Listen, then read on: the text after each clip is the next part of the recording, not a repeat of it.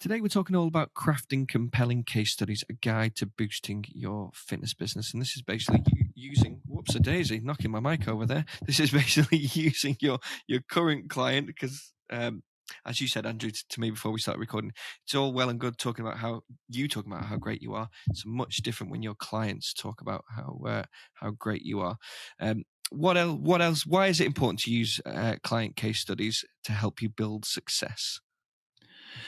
This is a conversation we've been having within the Strength Matters community, particularly with our VIP clients, as we map out their marketing for the year and having what we call pillar content. And as you quite rightly say, that we can talk about how great we are, but when a prospect is doing some research, then much like testimonials or much like Google reviews, where somebody is talking from their own experience, that can have a significant impact on the decision-making process for a prospect.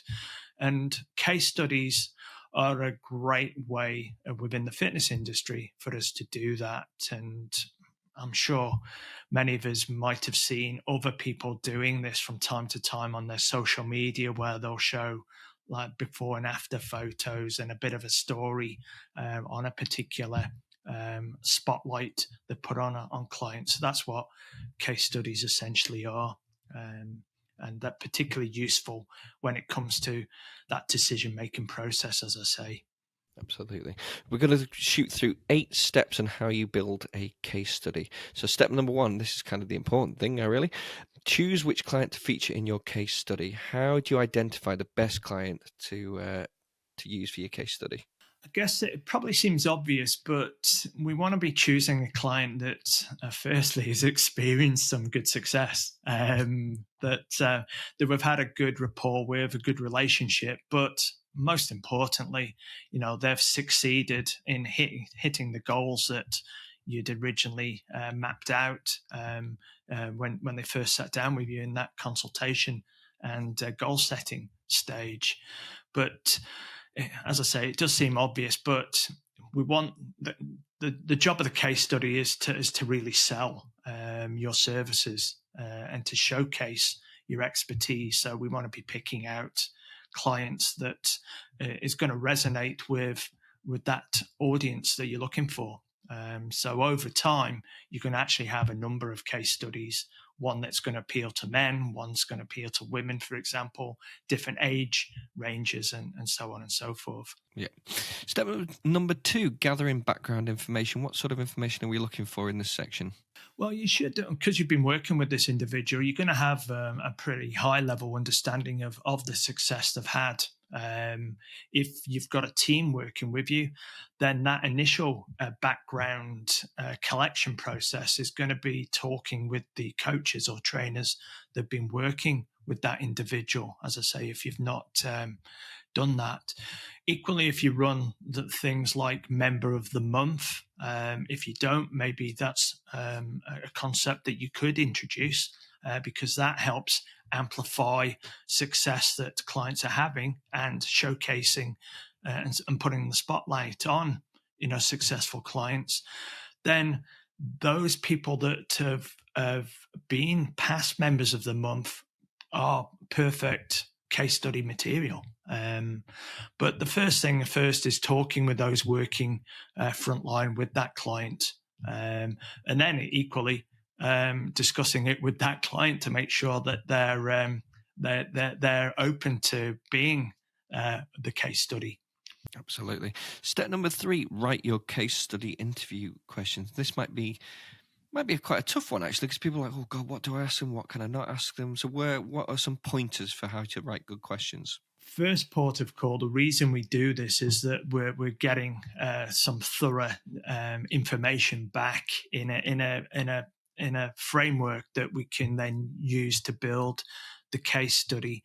But I much prefer these days, because video is key, getting it on video if we can, because then were able to use the video as a potential case study, as opposed to the old school approach of it being a written case study. So stick to open-end questions so that you're not going to get a simple yes or no answer is key there. Keep the questions success orientated. They should set up the answer to demonstrate how your client benefited and show how the services that you offer were instrumental to their success. An example might be, there's a lot that I think back to clients I used to work with. They might have had a sense of trepidation or not quite sure if I should be utilizing or the use of a personal trainer. They were scared to take that first step. So if we have that client talking about their initial fears and what prompted them to take that first step, that can be quite a great opener when it comes to the questions being asked.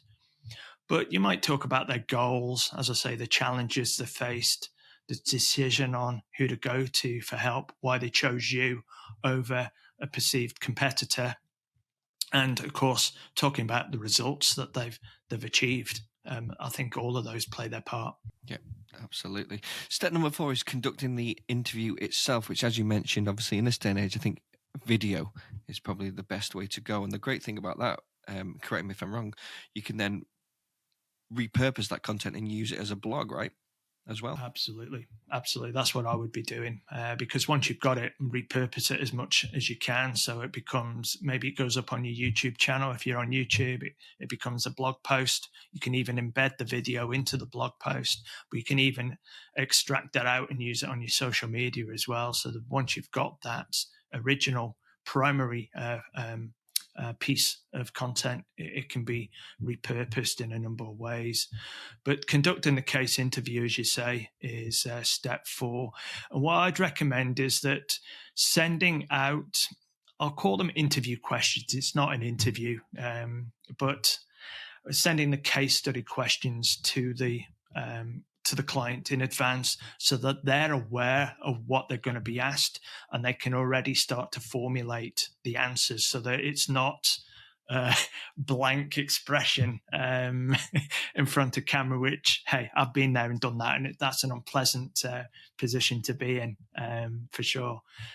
So sending them the questions and then communicating the process that you're going to take. So again, just be totally transparent. If they understand what's happening, what's expected, and the steps we're taking, they can be more relaxed about it, and they can be more natural in front of camera then as well.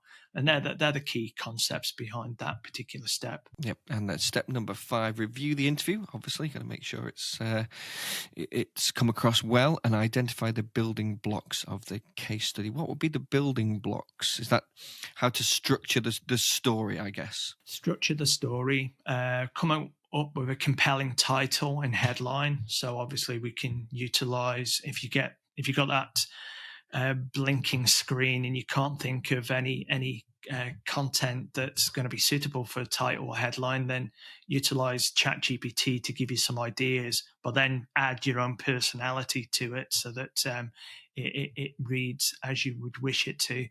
But then, we're just structuring it. So there's going to be a summary.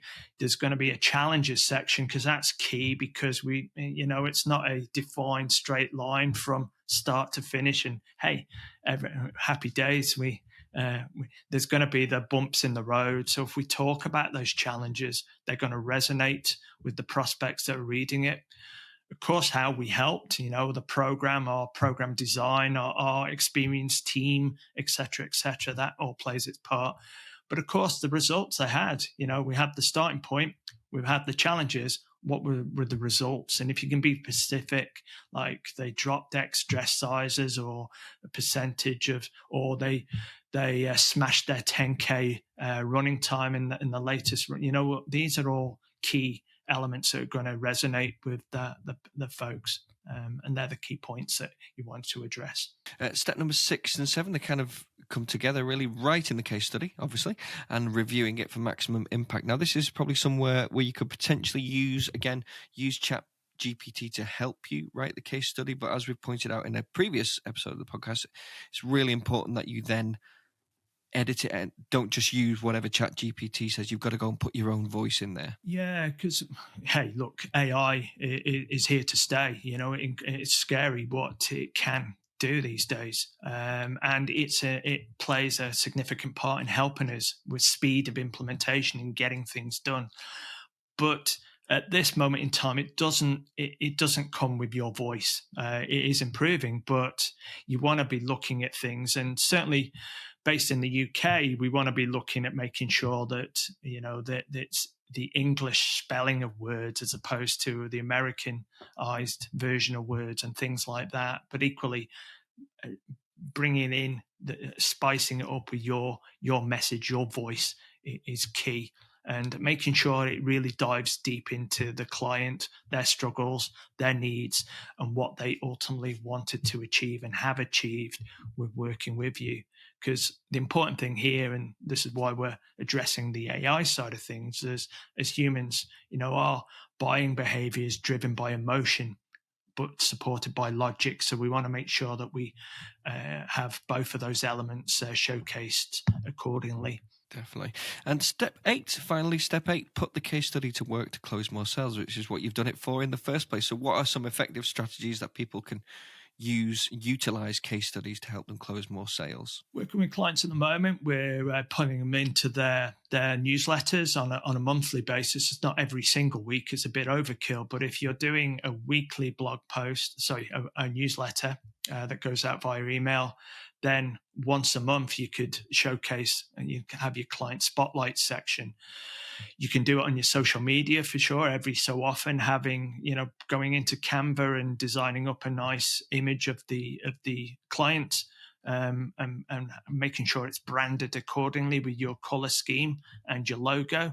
And then in the description part, you can outline the brief story or have a link over to, if you've got it on your blog post, which is what you should do, and you can have it go into the blog post for the longer form title then as well. So whole mix of things that we're doing just to build awareness, and these become great marketing pieces then, which are showcasing your skills and expertise. And then there's a subtle call to action. There's no hard sell. It's just, hey, if you would like to experience similar things, then let's have a chat. And case studies work incredibly well in the overall marketing strategies that you can employ as a fitness professional. Yeah, and as you say, once you've got 1 or 2, 3 case studies, then you can repurpose the content, and you've got tons of great content to put out to your prospective clients for the future. That is it for today. Please don't forget to rate, review, and subscribe. And if you do want help crafting your case studies or getting more clients and patients, then book in for your free 15-minute strategy call with us by going to strengthmatters.com/strategy.